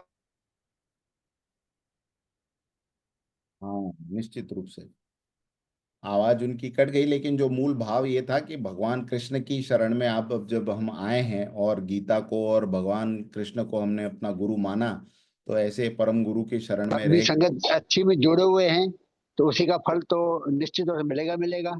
समझो जी जी हमारी यात्रा आज से चालू हो रही है, ये समझ के चलें तो कुछ न कुछ तो जीवन बच जाएंगे। मान लो आगे चल के 10-12 योनियां लेनी पड़ती, 2-3 कम हो जाएंगी अगर सत्संग से अभी से जुड़ जाएंगे तो। ये बहुत बड़ा फर्क पड़ता है। तो ये निश्चित चीज मैं निश्चित मानता हूँ। निश्चित रूप से ये बात बिल्कुल सही है। और ये बात अर्जुन भी पूछता है कि मैं तो मतलब आपकी ये सारी व्याख्या के बाद बड़ा डर सा गया हूं। तो भगवान कृष्ण उसको ये बात कहते हैं आगे, अर्जुन एक बात याद रखना, इस पथ पे निकाला हुआ एक कदम भी व्यर्थ नहीं होता। और भगवान उनको कहते हैं कि न मे भक्त प्रणश्यति, एक बात याद रखना कि मेरा वचन है अर्जुन, मेरे भक्त का कभी विनाश नहीं होता। जो एक बार डिसाइड कर ले कि अब मुझे इस रास्ते पर चलना है, तो उसका योग, उसका क्षेम, उसके आगे की चिंता और उसको कैसे मार्ग कटवाना है जीवन का, ये फिर मैं उसका उसका भार वहन करता हूं। तो ऐसे परम गुरु के शरण में हम सब हैं, और उनसे जो कुछ ज्ञान प्राप्त हो रहा है वो हमारे जीवन को डेफिनेटली आलोकित करेगा ही। इस भरोसे के साथ आगे बढ़ते रहे। वाल जी आप कुछ कह बिल्कुल रहे थे? सर, ये बात बिल्कुल बिल्कुल सही है ना। जैसे आपकी यात्रा चालू है, इस हाँ यात्रा में आप वो नए जन्म में पहुंच गए, तो हाँ आपकी यात्रा फिर वहीं से स्टार्ट होगी, हाँ, न कि निश्चित। एबीसीडी से। नहीं जो नहीं आज का निश्चित। किया हुआ हमारा जो है वो अगले जन्म में फिर वो आगे हमको आगे ले जाएगा। ये भी बात गीता में आई है सर। देखिए, मैं आपको एक छोटी सी घटना बताता हूँ। मैं 7-8 साल का था, तो हमारे शहर में एक कोई साधु महात्मा आए थे और हमारी माता जी उनसे मिलने गई। अब वो तो ना मुझे जानते थे ना उनको जानते थे, लेकिन वो माता जी जब उनसे मिलने गई तो वो साधु ने उनको, संत ने उनको, माता जी को ये कहा कि आपका जो बड़ा बेटा है उसकी एक बहुत लंबी यात्रा से वो आया है आपके यहाँ, और उसके जीवन में केवल आगे के 2 जन्म और बाकी हैं। अब वो साधु उसके बाद चले गए, और फिर माताजी भी, अब हम जब कभी बड़े हुए और चर्चा निकली तब उन्होंने ये बताया। और अभी रिसेंटली एक एस्ट्रोलॉजर को से मेरी चर्चा हो रही थी, और उसने बातों बातों में वो कुंडली देखी और उसने उस बात को टेस्टिफाई किया। तो 2 बातें समझ में आई। एक, कि वाकई में ये जो जीवन है वो हमारे अनंत जन्मों की श्रृंखलाओं में से एक एपिसोड है, जिसको यहाँ पर इस रूप में, इस शरीर में या इस नाम के साथ हम बिता रहे हैं। और ये नाम और रूप जिस दिन खत्म हो जाएगा उस दिन ये यात्रा परमानेंटली खत्म नहीं हो जाएगी। ये यात्रा परमानेंटली तभी खत्म होगी जब हम ईश्वर को जान के स्वयं ईश्वर रूप हो जाएंगे, जब हम स्वयं ईश्वरमय हो जाएंगे, उनको पाकर उनके समान हो जाएंगे, तब ये परमानेंट फुल स्टॉप लगेगा। पूर्ण से निकले हैं, पूर्णता की ओर वापस लौटना है। इसी में हमारी ये अनंत जीवन की यात्रा है। इसलिए बार बार एग्जाम देने के लिए भेजा जाता है कि भाई परमानेंटली क्वालिफाइड हो जाओ। पीएचडी के बाद कोई डिग्री नहीं। पढ़ाई तब तक है जब तक पीएचडी नहीं हुई, तब तक। फिर पीएचडी हो गई, फिर now you are absolute qualified, और उसके बाद में अब आपको आगे पढ़ाई की जरूरत नहीं। फिर तो आप अपने हिसाब से जो कुछ नॉलेज है उसको बढ़ाते रहो, करते रहो, लेकिन एकेडमिकली आप पूर्ण हो गए। तो यही पूर्णता की जर्नी के लिए बार बार ईश्वर हमें जन्म देते हैं कि किसी समय रियलाइज हो कि यार अब तक जो किया उससे अब आगे बढ़ने का कोई और रास्ता भी है। उस रास्ते की तरफ जैसे जैसे इंसान चलना शुरू कर दे, वैसे वैसे वो नई यात्रा पे चला जाता है, और पहला ही सर कदम एक हमेशा वो रहता है। सर एक जिज्ञासा थी, हो सकता है सबके काम की चीज हो, अगर आज्ञा दे तो पूछूं। जी जी। मैं ये कह रहा था सर, जैसे हम साइंस के हिसाब से जो जिस योनि में आदमी है या पशु है, पक्षी है, या कोई कीड़ा मकोड़ा है, जो भी है, जिस योनि में अगला जन्म भी उसकी उनकी परंपरा वैसी चलती ही रहती है। साइंस तो ये कहेगी, क्योंकि उनके डीएनए के हिसाब से या क्रोमोसोम के हिसाब से, तो हाँ। वो जो भी उसका उस तरह से चलता है, एक प्रक्रिया ये रहती है। दूसरा, अगर आध्यात्मिक रूप से अगर समझा जाए तो हम लोग इंसानों की जितनी भी गुण हैं उनका कंपेरिजन जानवरों से करते हैं।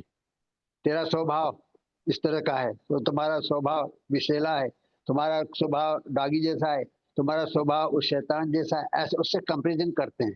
तो हाँ। हमारे जो भी कर्म जैसे होते हैं, जो मेरा सोचना है उसको आप जस्टिफाई कीजिएगा, कि जो अगली योनि जैसी मिलती है ना, जिस तरह से हमारे इस जन्म में जो कर्म रहते हैं, उस हिसाब से अगर कमर कर्म हमारे खोटे हैं तो अगला जन्म उसी लेवल का मिलेगा, भले वो इंसान को भी मिलेगा, लेकिन जीवन आपका नारकीय रहेगा, नरकीय रहेगा।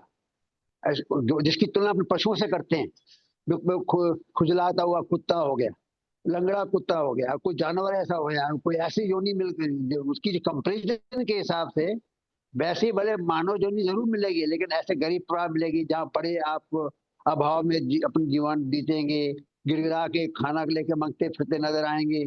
ऐसे कई तरह के भी कर्म के हिसाब से आपको मिलेंगे मनुष्य योनि में, लेकिन रूप कुछ और होगा। तो मेरा सोचना हम्म। है तो भले मच्छर न बने, हाथी न बने, घोड़ा न बने, गधा न बने, लेकिन बराबर मनुष्य में के रूप में भी आएंगे, तो शायद इस तरह का जीवन हमको बिताना पड़ सकता है हमारे पिछले कर्मों के अनुसार। मेरा ऐसा हाँ सोचना था, इसको थोड़ा जस्टिफाई हाँ करेंगे सर। हाँ। नहीं, इसमें शास्त्र ये कहते हैं कि एक लेवल तक के कर्मों के हिसाब से आपको मनुष्य की योनि मिलती है। वो उस लेवल में, अगर जैसे अभी हम 50 का पैरामीटर मान लें, तो 50 का पैरामीटर पे आपको एक ऐसे मनुष्य की योनि मिली जो कि शारीरिक रूप से सक्षम है, अच्छे परिवार में उसने जन्म लिया है, और उसकी आगे की यात्राओं में उसका परिवार, उसका शरीर, उसकी मानसिक बुद्धि उसकी मदद कर रही है।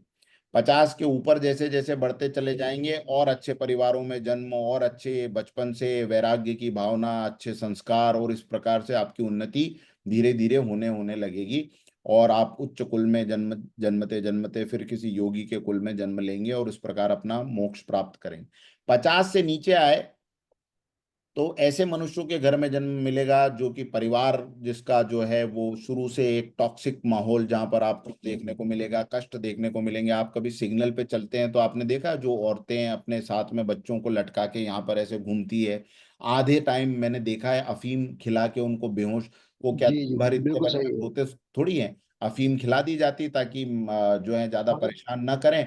और ऐसे बच्चों को क्या है, 3 3 4 4 साल का जीवन रहता है, इतनी डेली अफीम इस एज में उनको खिला दी जाती है तो जीवन ज्यादा शरीर थोड़ी चलता है। तो ये ऐसे घर में क्यों जन्म मिला, ऐसी अवस्थाओं को क्यों भोगना पड़ रहा है, इसके पीछे ये 50 से नीचे के कर्म है। अब कुछ कुछ कर्म ऐसे होते हैं जिसमें आप मनुष्य होने के लिए क्वालिफाई भी नहीं रहते। उसमें फिर क्या होता है, उसमें आपको फिर इस यूनिवर्स की व्यवस्थाओं के हिसाब से उन योनियों में डाल दिया जाता है जहां पर आपकी देह भी सीमित हो जाती है और देह में केवल और केवल भोग भोग और भोग ही रहते हैं, उसके अलावा कुछ नहीं रहता। तो वो योनियां कब होती हैं, जैसे आप समझ लें अगर आप जीरो पे चले गए और जीरो के बाद में माइनस का खाता खुल गया तो फिर आपको उन योनियों में डाल दिया जाएगा जो कि एकदम नारकीय योनियां, जैसे मल का कीड़ा।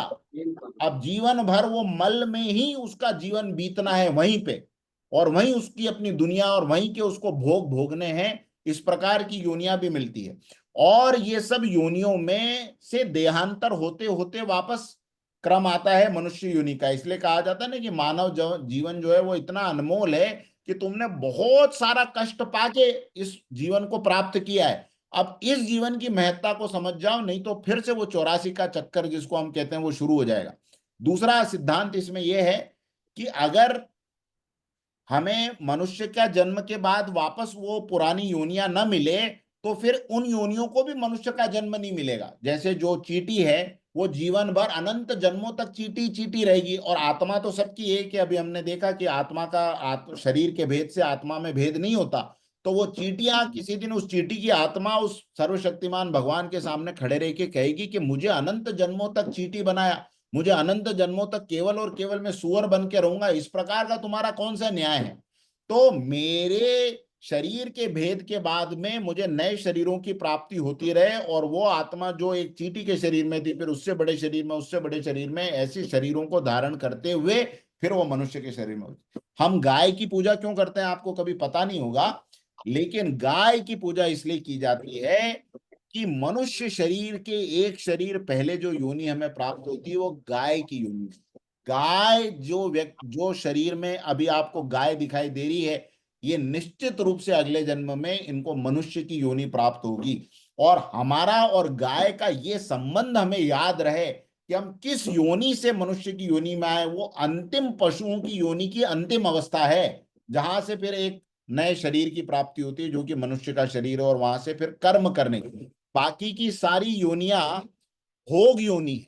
मनुष्य की योनि भोग योनि और कर्म योनि दोनों है। यहां पर आप नए कर्म भी कर सकते हो, ऐसे काम भी कर सकते हो कि जिससे आपके पुराने भोग आपके कम हो जाएं, नए कर्मों की श्रृंखलाएं आपकी टूट जाए और नए सौभाग्य का उदय हो। लेकिन मनुष्य के नीचे की जितनी भी योनियां हैं वो केवल और केवल भोग योनि। आज हम बीमार हो जाएं तो हम अपना दर्द बयान कर सकते हैं, हम डॉक्टर के पास जा सकते हैं। एक गधा बीमार हो जाए, कुत्ता बीमार हो जाए, गाय बीमार हो जाए, सड़क पे कोई जानवर बीमार हो जाए, कहाँ जाए, उसको केवल और केवल उस भोग को भोगना है। इसलिए ये सब श्रृंखलाओं से होते हुए मनुष्य का जन्म आता है। इन आत्माओं को क्रमिक विकास की अवस्थाओं से ले जाके मनुष्य की योनि में डाला जाता है ताकि वो अपने जीवन को उन्नत बनाए। तो हम सब लोग भी उस अवस्था से आए हैं, करोड़ों बार गधे घोड़े चींटी हाथी बनते हुए आज इस जीवन में आए हैं। ये भी विशेष रूप से समझना। तो ये कर्म का सिद्धांत इतना रहस्यमय और इतना गूढ़ है कि इसकी कोई बुकलेट भगवान ने पब्लिश नहीं की कि देखो अभी तुम्हारा आखिरी में ये मार्क्स हैं तो अब तुम अपना खुद तय कर लो। ये यूनिवर्स का एक लॉ बना हुआ है। इस लॉ के हिसाब से जहां आपने मनुष्य जन्म की भी क्वालिफिकेशन खो दी तो फिर खट से आप नीचे की योनियों में गिरा दिए जाते हैं और फिर उन नीचे की योनियों का जीवन आपका शुरू हो जाता है। लेकिन जैसे सामान्य मनुष्य थोड़े पाप थोड़े पुण्य, जीवन अच्छा भी जिया बुरा भी जिया, फिर से उसको एक बार मनुष्य जन्म का अवसर मिलता है, फिर से उसको मनुष्य जन्म का अवसर मिलता है। इस प्रकार लंबे समय तक मनुष्य जन्म की यात्रा भी चलती है। लेकिन कोई बहुत ज्यादा जीवन भर जिसने पाप पाप और पाप के अलावा कुछ नहीं किया, फिर ऐसे मनुष्य को मनुष्य जीवन थोड़ी मिलता है। तो फिर तो तपाया जाता है, एकदम नीचे से शुरुआत हो जाती, फिर वापस वापस। बहुत बहुत धन्यवाद सर। जी चलिए मित्रों, शांति पाठ कर लेते हैं, कमर सीधी करके बैठे, सारे विश्व की कल्याण की कामना से भगवान सबको सद्बुद्धि दे। ओ सतो मां सद्गमय, तमसो मां ज्योतिर्गमय, मृत्योर्मामृतं गमय। सर्वे भवन्तु सुखिनः, सर्वे सन्तु निरामया, सर्वे भद्राणि पश्यन्तु, मा कश्चित् दुःखभाग् भवेत्। ओम शांति शांति शांति। एक बार पुनः आपको रामनवमी की बहुत बहुत बधाई, महावीर जयंती की बहुत बहुत बधाई, और हनुमान जयंती, हनुमान जन्मोत्सव जिसको हम कहते हैं, उसकी भी बहुत बहुत बारह बधाई। 12 तारीख को है। हम सबका मंगल करे, इस देश को वापस अजय भारत बनाने का जो हमारा स्वप्न है वो जल्दी से जल्दी पूर्ण हो। इसी के साथ विदा लेते हैं, अगले शनिवार को मिलेंगे। शुभ रात्रि।